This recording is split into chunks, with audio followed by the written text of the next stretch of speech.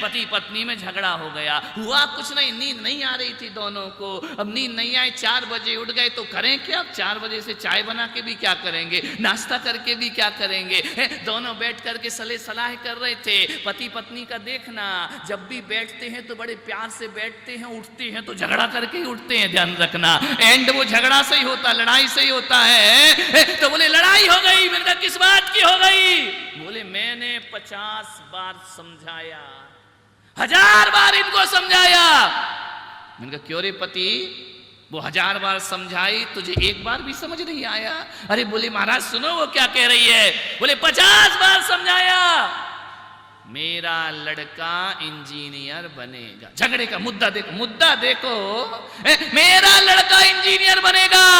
पति ने कहा खबरदार, जितना तेरा अधिकार है उससे ज्यादा मेरा अधिकार है, मेरा बेटा डॉक्टर बनेगा। लड़ाई काय की चल रही, डॉक्टर इंजीनियर, दोनों झगड़े जा रहे हैं, मेरा बेटा बच्चे। मैंने कहा एक बात बताओ, एक कह रही मेरा पति डॉक्टर बने, मेरा बेटा इंजीनियर बनेगा। मैंने कहा एक बार तुम दोनों ने अपने बच्चे से पूछा है कि तू क्या बनेगा? सब कुछ तुम ही बनाने के लिए तैयार हो। जैसे ही मैंने कहा जाओ बच्चे को बुलाओ, उससे पूछो कि तू क्या बनेगा। मालूम है पति पत्नी ने एक दूसरे को देखा, बोले बच्चा तो अभी पैदा ही नहीं हुआ है। झगड़ा देखो बिना सिर पैर का, अभी आया नहीं है, प्लानिंग चल रही है क्या बनेगा। बिना सिर पैर के झगड़े। ध्यान रखना 80% झगड़े ऐसे होते हैं घरों में जिनका कोई औचित्य। सास बहू में झगड़ा हो गया, सास ने कहा बहू ये मलाई यहीं खाई जाएगी, बहू ने कहा एक पीहर जाएगी। अब गांव के गांव में शादी करोगे तो ये झगड़े तो होंगे, ऋषभदेव वालों।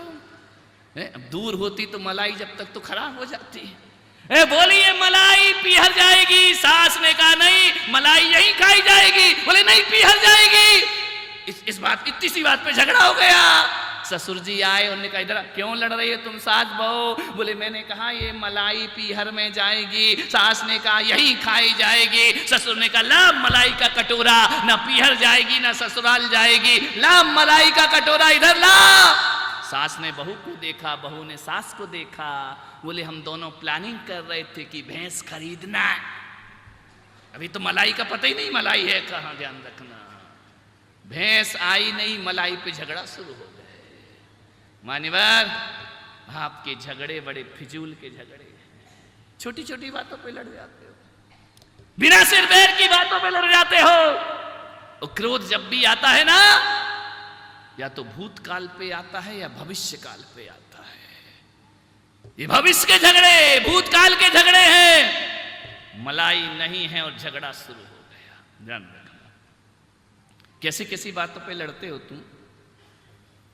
जेठ जी आए, गर्मी के दिन थे, और जेठ जी ने क्या किया,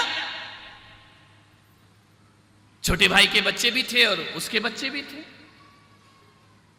थैले में हाथ डाला, आम निकाला, एक आम छोटे भाई के बच्चे को दे दिया और एक आम खुद के बच्चे को दे दिया। अब संयोग से ऐसा जेठ जी का कोई मूड नहीं था, कोई प्लान नहीं था, संयोग था, हो गया तो हो गया। छोटा आम छोटे भाई के बच्चे को दे दिया और बड़ा आम खुद के बच्चे को दे दिया। ये तो जेठ ने सोचा भी नहीं था, लेकिन वहां बहू रानी देख रही, अच्छा अपने बच्चे को बड़ा और मेरे बच्चे को छोटा। अतश्री महाभारत प्रस्तुत करता गोदरेज। इतनी सी बात पे झगड़ा हो जाता है।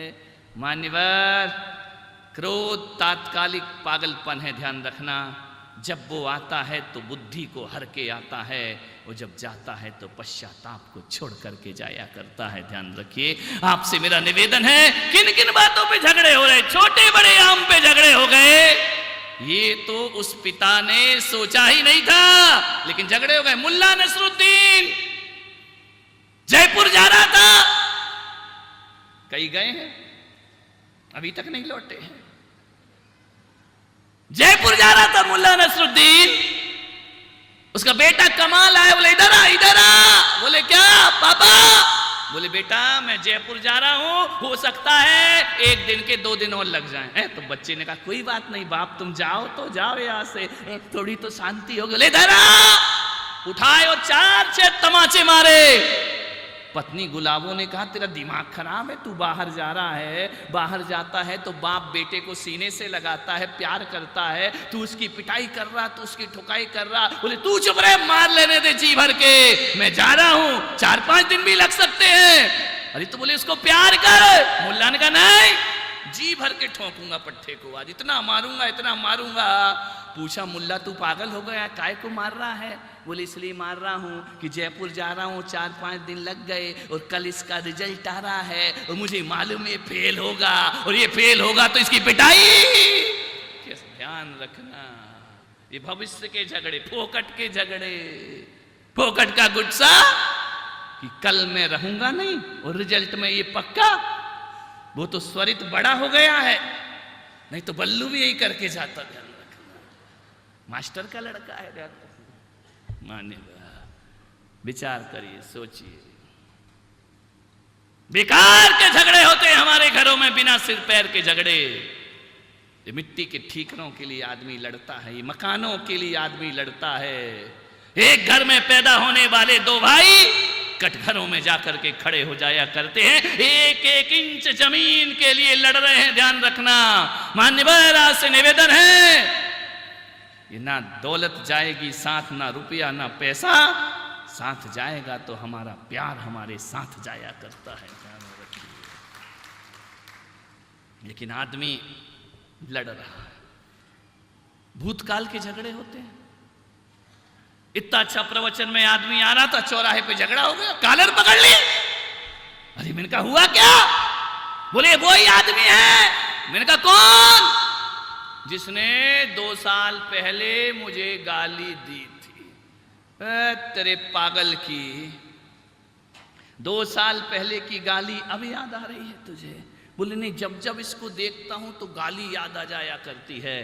अरे मैंने कहा 2 साल पहले इसने गाली दी थी ना, वो दिन कौन सा था, वो तारीख कौन सी थी? बोले तारीख और दिन तो याद नहीं। अरे मैंने कहा दिन और तारीख याद नहीं और गाली को जिंदगी भर याद रखता है। अरे जैसे कैलेंडर भूल गया वैसे गाली भी भूल जा, तेरे जीवन में आनंद बरस। आदमी कितनी बातें याद रखता है। अभी रामायण की चौपाई कहें तो 2 दिन बाद भूल जाओगे, गाली तो जिंदगी भर। उसने मेरा अपमान किया था, उसने मुझे गाली दी थी। मान्यवर उसने दी तो तूने ली क्यों? ध्यान रखना, सामने वाला जितना गाली देने को स्वतंत्र है उतने तुम भी लेने और नहीं लेने को स्वतंत्र। लेकिन तुम तो इतने जल्दी लेते, लाओ दे दो गालियां, 1 के बदले 4। सुना क्यों? पहले के जमाने में क्या होता था, चिट्ठी लिखते थे, अब तो चिट्ठी मिट्ठी का लफड़ा ही खत्म हो गया।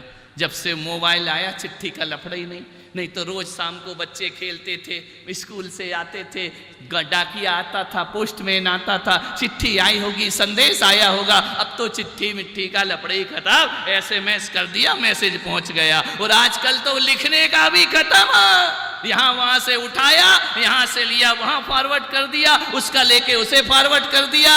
मान्यवर ये भी पढ़ने की फुर्सत नहीं कि उसमें क्या लिखा है। कभी एक काम करना अनंत जी, यदि मैसेज में 10 गाली लिखी हो किसी को फॉरवर्ड कर देना तो वहां से यही लिखा आएगा थैंक यू, क्योंकि पढ़ने का उसको भी समय, ना भेजने वाले को पढ़ने का समय है ना लेने वाले। क्या जमाना था जब चिट्ठियां आती थी, इंतजार रहता था, कैसी भाषा थी, एक एक शब्द संभाल संभाल के लिखा जाता था, कैसे शब्दों का संकलन हुआ करता था, कैसे भावनाओं को शब्दों में रंग करके पहुंचाया जाता था और कैसे दूरियों को आपस में मिलाया जाता था। वह पत्र का जमाना हुआ करता था, चिट्ठी का जमाना हुआ करता था। आजकल तो चिट्ठियां सब खत्म हो गई। आती है क्या कोई चिट्ठी? तो हाँ सरकारी आती है, इनकम टैक्स के नोटिस, गवर्नमेंट की आती है, ध्यान रखना, कोर्ट का नोटिस, तलाक का नोटिस। प्रेम की चिट्ठियां तो आना बंद हो गई। कौन लिखता है? कैसे खत लिखे जाते थे, कभी कभी तो दुर्घटना हो जाती थी, ये पुष्पदंत वगैरह जब गुरुकुल में स्कूल जाते थे तो बहुत सारी दुर्घटनाएं घट जाया करती थी कि चिट्ठी लिखो किसी को, पहुंच जाती बाप को। लिखी तो बेटी को थी, चिट्ठी पहुंच गई बाप के पास। वो इतना उधेड़ता था बाप, इतना उधेड़ता था। आजकल तो खुलेआम पूछा जाता है, बेटा बोल किससे शादी करना है। पहले के तो बेटे बोल नहीं पाते थे बाप से किससे शादी करना है। और यदि ये प्रेम प्रेम विवाह करना तो इतनी पिटाई होती थी, इतनी पिटाई और इतने झगड़े होते थे, बड़ी मुश्किल से शादियां होती थी। तब जाके वो विवाह के समय, विदा के समय गाता था, हम लाए हैं तूफान से कश्ती निकाल के, उस देश को रखना मेरे बच्चों संभाल के। अब तो काय का तूफान, काय का कुछ ध्यान रखिए। अब तो ना चिट्ठी प्रेम पत्र तो है ही नहीं दुनिया में। जितने भी हैं रोज नोटिस आया करते हैं, एक भी चिट्ठियां इतनी अच्छी होती थी, दिल से दिल की बात हुआ करती थी। वो कभी झगड़े में कोई बहू अपने पापा को चिट्ठी भी लिखती थी तो 6 दिन में पहुंचती थी, 7 दिन में जवाब आता था, तब तक झगड़ा निपट जाता था। ध्यान रखिए, दोनों में प्रेम हो जाया करता था। अब तो ऐसा कि यहां झगड़े, अरे झगड़ा तो छोड़ो, फोन करना तो छोड़ो, अब तो मोबाइल ऑन करके झगड़ा हो जाता है। सुनो मेरा पति क्या बोल रहा है। ध्यान रखिए, बहुत हालत खराब है। पुराने जमाने लौटना चाहिए फिर से एक बार। मान्यवर, क्रोध हर जीवन की समस्या है। तुम्हारे घरों में, तुम्हारी फैक्ट्रियों में, तुम्हारी दुकान में छोटे छोटे वो अग्निशामक यंत्र लगे रहते हैं ना, फायर लगा रहता है। क्यों लगाते फैक्ट्री में? बोलो, कहीं धोखे से आग लग जाए तो जब तक फायर ब्रिगेड आएगी उससे पहले छोटी मोटी आग को इससे कंट्रोल किया जाए। ध्यान रखना। मैं आपसे निवेदन करता हूं, दुकान में और फैक्ट्री में अग्निशामक यंत्र लगाते हो, मैं आज पुलक सागर कहता हूं, एक अपने दिमाग में भी अग्निशामक यंत्र लगाओ यहां से जाके। और इसलिए लगाओ, वो यंत्र कौन सा होगा, ऐसा मत करना कि तुम उठा के उसको सिर पे लेके घूमने लगो कि महाराज ने कहा अग्निशामक यंत्र लेकर के चलो। नहीं, वो मैं नहीं कह रहा हूं। मैं कह रहा हूं कि अपने दिमाग में समझदारी का अग्निशामक यंत्र लगाओ, क्योंकि तुम्हारे दिमाग में भी कभी भी चिंगारी भड़क सकती है, कभी भी आग भड़क सकती है, कभी भी तुम्हारी जिंदगी को राख कर सकती है। आपसे निवेदन है, जब भी आपके घर में क्रोध की आग लगे, समझदारी का अग्निशामक यंत्र रखना। वह समझदारी ही तुम्हारे जीवन को शांति में बदलेगी, दुर्घटना से बचा सकती है। कबीर एक बहुत बड़े सूफी कबीर दास दूर एक गांव में रहते थे, झोपड़ी में। पति पत्नी बड़े आनंदित थे। पूरे गांव में हर घर से झगड़ा करने की आवाज आती थी, लेकिन कबीर की झोपड़ी से कभी पति पत्नी के झगड़ने की आवाज नहीं आती थी। एक जिज्ञासु गया और उसने जाकर कबीर से पूछा कि मैं बरसों से देख रहा हूं तुम्हारी झोपड़ी में परमात्मा के गीत तो सुनाई देते हैं, आत्मा के गीत तो सुनाई देते हैं, तुम्हारे घर में कभी लड़ाई की आवाज नहीं आती है। कबीर जी, वो क्या सूत्र है कि हमारे घरों से भी झगड़ा खत्म हो जाए? कबीर ने कहा, बैठो, तुम्हारा सत्कार है, अतिथि हो, आओ बैठो। उसने दोपहर को 12 बज रहे थे, मई जून का महीना था। कबीर ने पत्नी को कहा कि सुनती है? पत्नी ने कहा, बोलो, आदेश करो। आंगन में बैठ के रुई धुनक रहा था कबीर। कबीर ने कहा, लालटेन जला के ला। पत्नी गई, लालटेन जलाई, ला के रख दी। कबीर ने जिज्ञासु से पूछा, तुझे उत्तर मिल गया? बोले उत्तर मिल गया। दोपहर को 12 बजे चिलचिलाती धूप और तुम लालटेन मांग रहे हो, वो जला के रख गई। या तो तुम पागल हो या तुम्हारी बीवी पागल है। कबीर ने कहा उत्तर नहीं मिला? बोले नहीं। कबीर ने कहा बैठ, उत्तर लेके ही जाना। कबीर ने कहा नहीं सुनती है? उसने कहा बोलो स्वामी क्या बात है? बोले 2 गिलास दूध बना कर ला। पत्नी गई, दूध लाई। कबीर ने कहा जिज्ञासु से कि दूध पियो।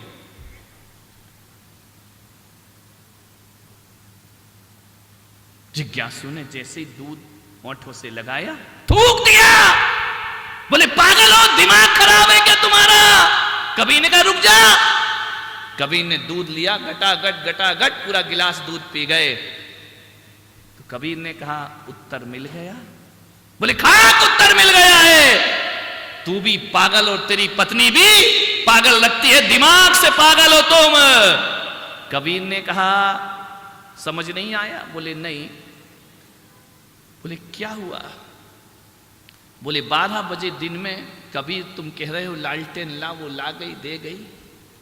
और तुमने जो पत्नी को दूध का ऑर्डर किया, ऐसी पागल पत्नी शक्कर की जगह नमक डाल करके लाई है। तो कबीर ने कहा तुझे उत्तर समझ में नहीं आया? बोले नहीं। बोले उत्तर इतना ही है कि देख, दोपहर को 12 बजे मैंने पत्नी को कहा लालटेन ला, तो पत्नी ने कोई तर्क नहीं किया। पत्नी ने क्या और क्यों नहीं पूछा, चुपचाप लाकर लालटेन रख दी।